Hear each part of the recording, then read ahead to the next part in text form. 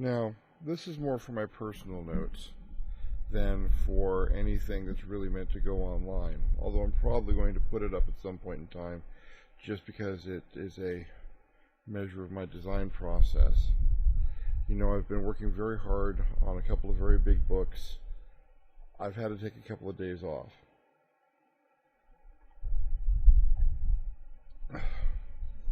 Between my health, still suffering from the infection, whatever it is, and pushing myself too hard, I've been getting tunnel vision and creative blocks and all the things that come along with working too damn hard on a project. So,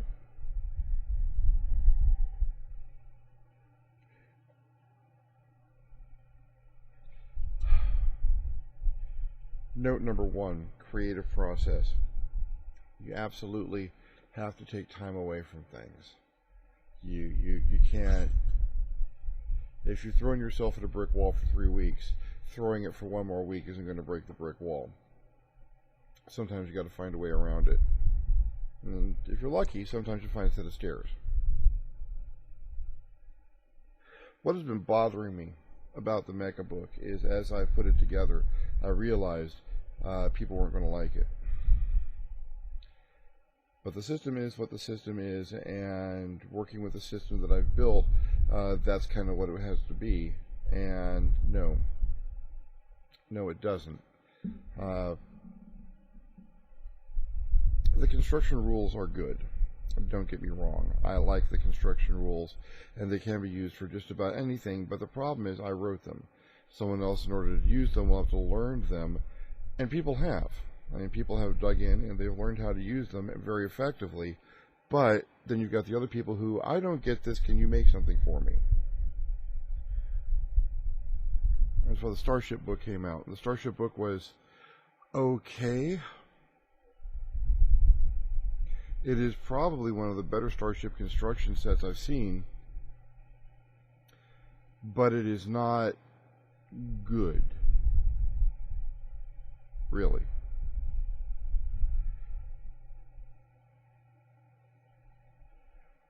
It's not plug and play. It's not the Legos I want it to be. It is for me. It is for someone who understands the system. I've made it as plug and play as I possibly can, and it's still just not, good. I think the Mecha book has broken down on me when I couldn't make a spreadsheet to make a mech. Oh, I could. It just couldn't automatically do everything, which is as much of a problem with me with Excel as everything else. But it also points out that the process, if I can't get Excel to do it, maybe my customers would have a problem with it as well.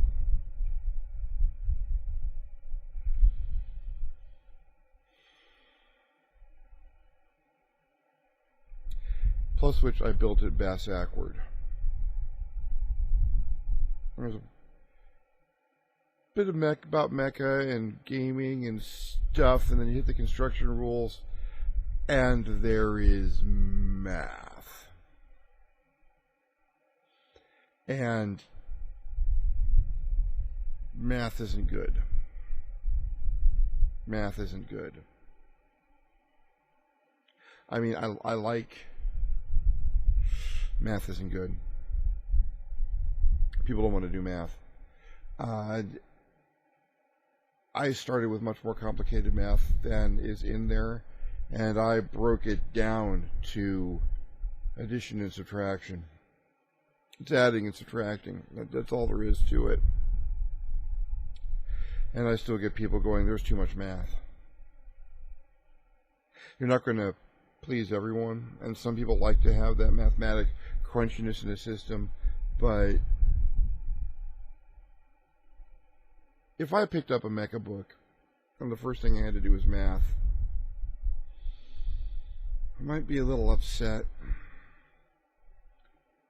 I pick up a Mecha book, and in order for me to have what I want, I got to dump out a bunch of pieces, and it's less like Legos and more like IKEA.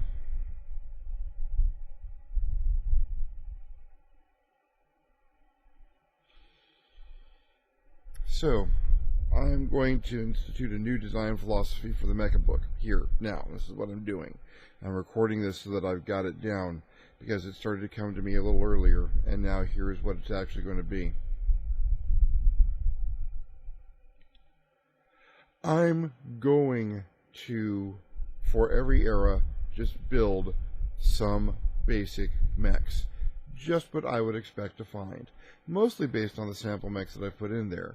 But just the basics. I'm going to build frameworks. I'm going to build blanks.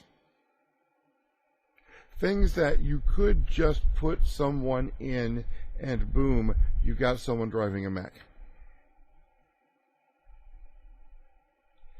And then for each mech at each class, I'm going to include the tweaks. This is what you need to spend to get it to do this. This is, to get improve this by this, you spend this. To improve this by this, you spend this. And that's going to be a little tedious because it means I'm going to have to reinvent a chunk of the wheel all over again. Well, not invent it, but I'm going to have to take the charts that I already have, all this information on them, and break them down even more and make them into fairly basic, easy menu items that people can just take one off of column A and one off of column B, and boom, they have something much closer to the mech that they would want to use.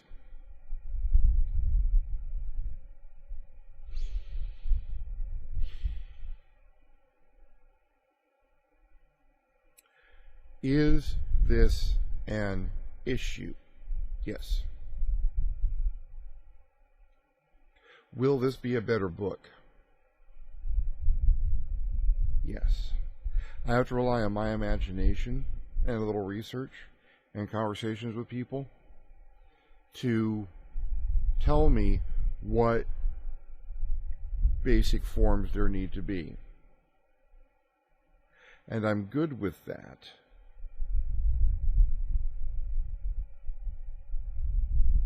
More or less. More or less, I'm good with that. Let's say less, I'm good with that. But it's what I got to do. I mean, it's what I've got to do. Because that's a better mech book. I open it up. There's some text and a little bit, and here's what it's like role-playing a mech, and here's what it's like to make a character that can fly a mech, and I turn the page, and, oh look, I can just use one of those. Well, what I really wanted was, oh look that. Man, but I wish it could go a little bit faster. Oh, it can. Yeah, but if only you had oh, there it is. Instead of having to slog through my system, because the construction rules, while they are good and they are complete and they are as good as I could make them, seriously, that's some good stuff in there. I will stack the crafting in Victory System up against anything else.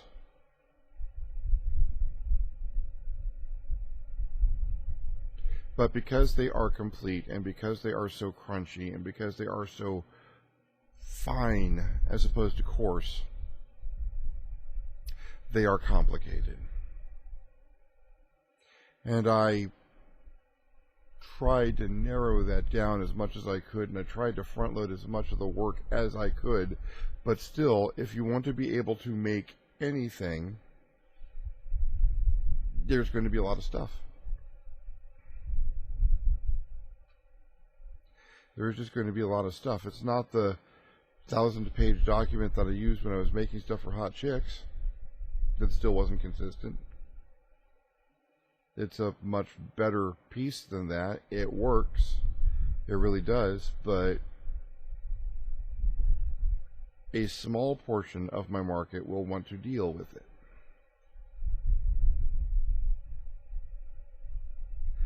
That's Mecha. That's kind of what has to happen. It's going to have to be broken up by era and by weight class, and in each weight class there's going to be various different frames, and the frames are going to have options. Maybe every era's weight class gets its list of options, or every mech frame gets its list of options. I don't think I got to do that because it'll be a lot of repetition.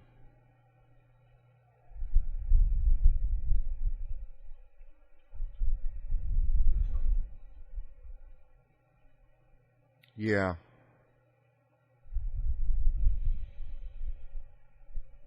Yeah, I can do it by era, by weight class. Frame options. Frame options. 3 basic frames or so per section. And then the more complicated rules I've already come up with, that becomes an appendix. And it becomes like half of the book people are never going to read, but it's there for completeness.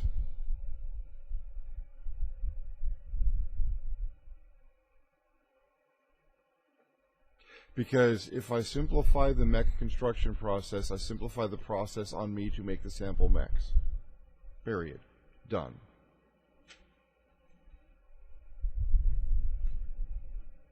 Frame option, frame weapons options, frame weapons options, and then each section gets its own weapons with weapons that are specific to that mech. Jesus, that works out a lot better.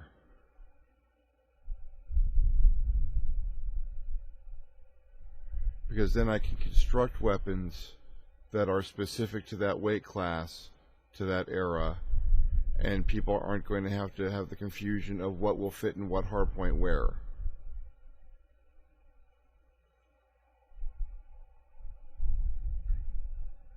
I'm being handed a note.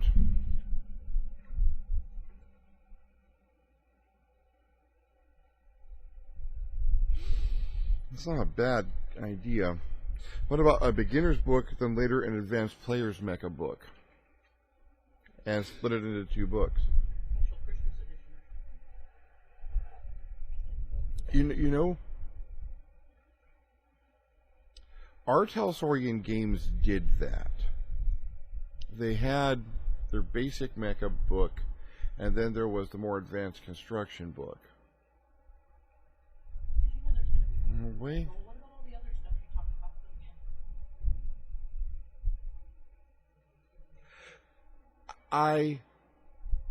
While I don't dislike that idea, well, okay. The concept on the table is, do I split it into 2 books and make a basic book that's got just this stuff I'm talking about now in it, and then an advanced book that's got the other stuff? There's 2 reasons I'm probably not going to do it that way. It's not a bad idea because it does split the market and give me 2 products for 1. But it splits the market and gives me 2 products for 1. My philosophy has always been, from the beginning, well, give people what they need. Give people a book if they don't need it, but they have it. It's a better situation than if they determine that they need it and don't have it. 2, if I do it like that, I might as well just say, here's the basic book, now go buy the construction manual, because the equipment book has all the stuff in it. Again, not a bad idea, but the next book I'm going to talk about, however, something like that I think is going to happen. So that's mecha, and and talking this through does help me.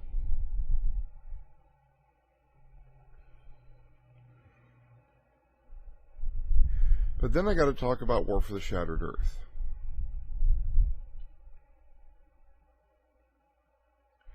and the fact that I am splitting that into 2 books.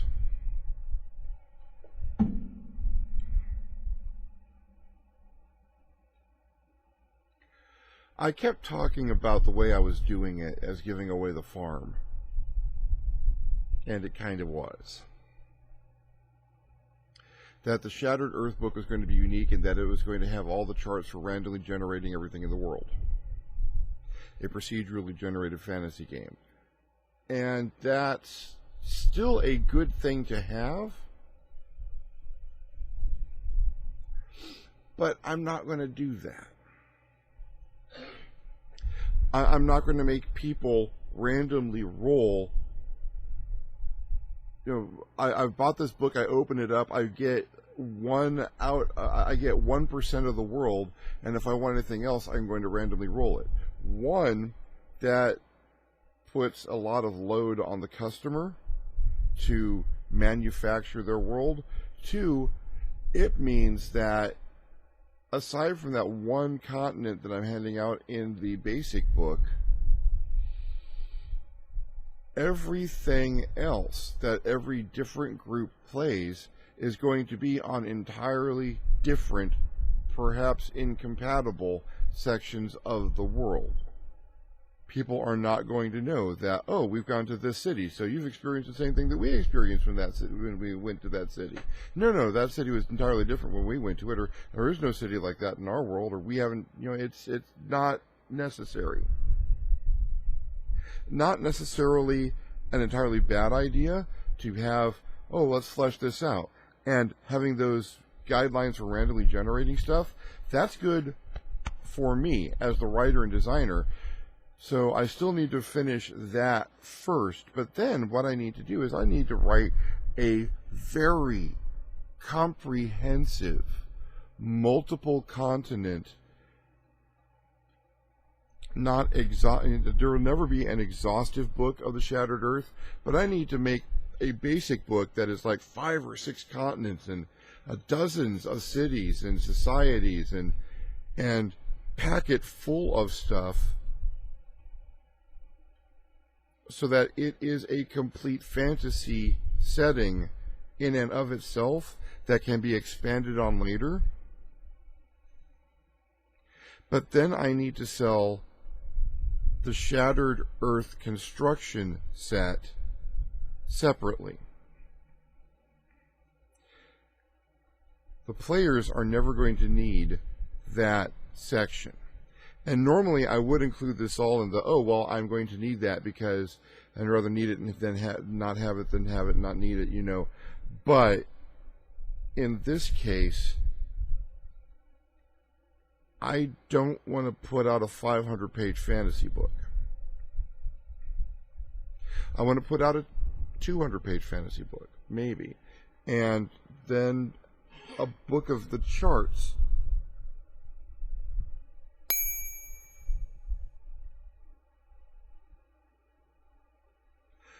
Oh my God.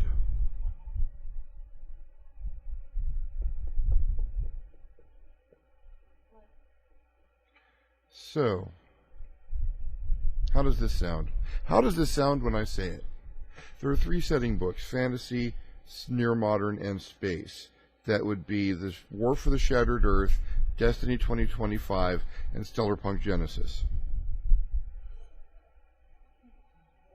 So, I put out a good-sized source book for each of those. And then I put out a construction book, the random rolls to generate things book, for all of them.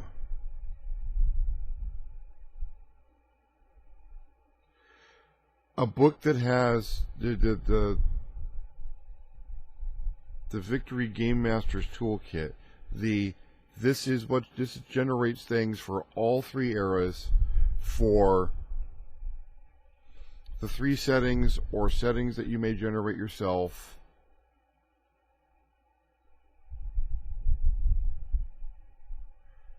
Yeah. Now, some of the stuff, there's going to have to be some random generation in the world books. Treasure, encounters. Not much more than that. Maybe random NPCs, sort of.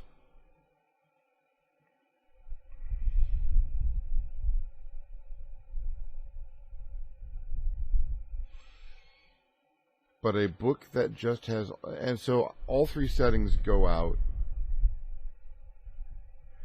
And then as I am writing the settings, I'm having to make the random generation charts. Once I have the random generation charts for fantasy done, it's going to be a fairly simple matter to modify them for, near modern is going to be easy, space is going to be hard. That's fine.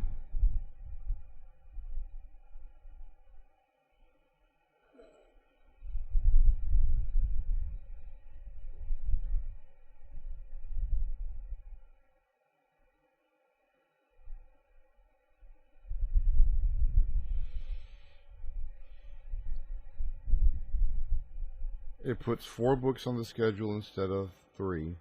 What little schedule there is at this point.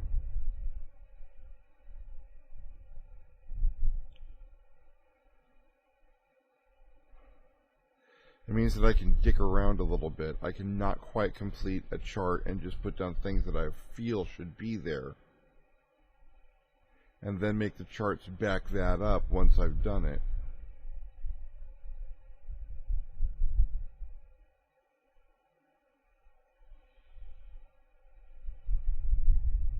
Then I can put out perfect editions of the setting books with new data, with new information and new setting, new areas, all the stuff from the original book and the random generation stuff that is going to be huge.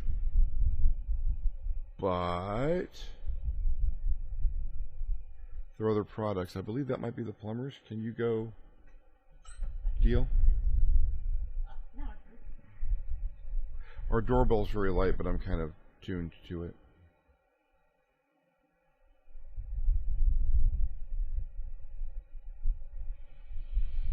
It means having a better grip on the process, and the books become smaller individually. The projects don't, but the books do. And smaller books are easier to produce. The projects still support everything.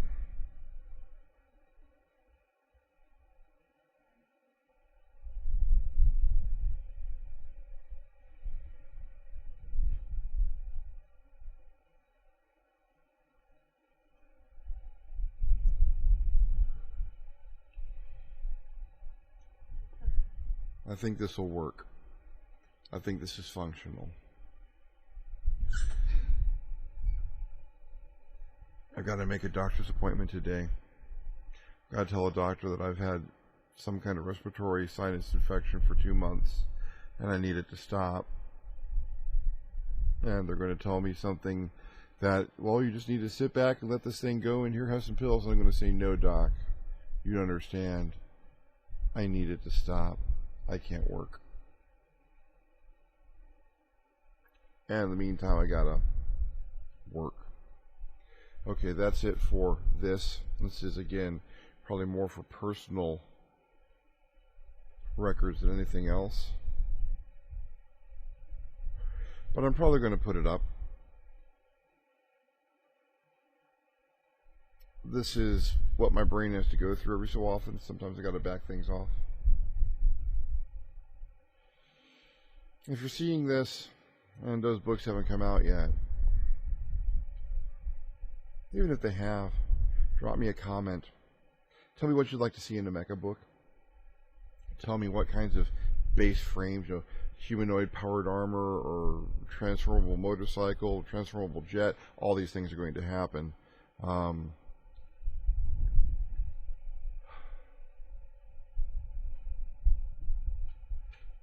Tell me what you'd like to see. Tell me what you want to see in a fantasy book or a setting book for fantasy or near modern or space. Tell me what kind of tools you want as a game master. let me know.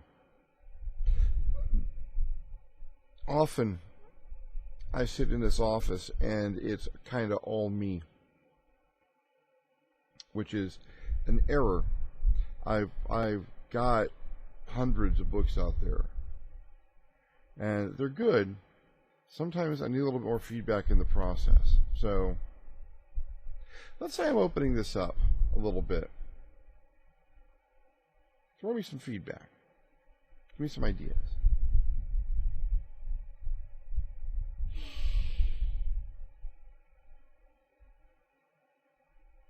I don't know if you want to like, share, or subscribe on this particular video, but you know, this is just me about as raw as it gets. If you are a patron of mine via my Patreon site,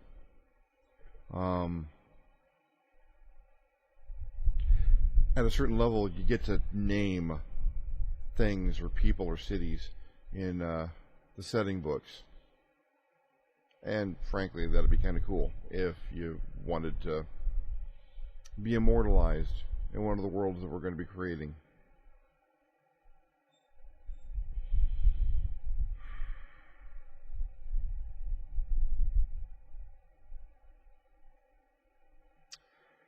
So, for want of my regular outro, I'm Scott Corum.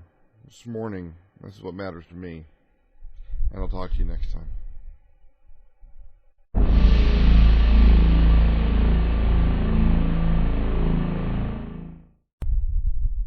So I figured I could look for a royalty-free light bulb image, or I could just freehand this while I'm editing, because I got Photoshop right over here.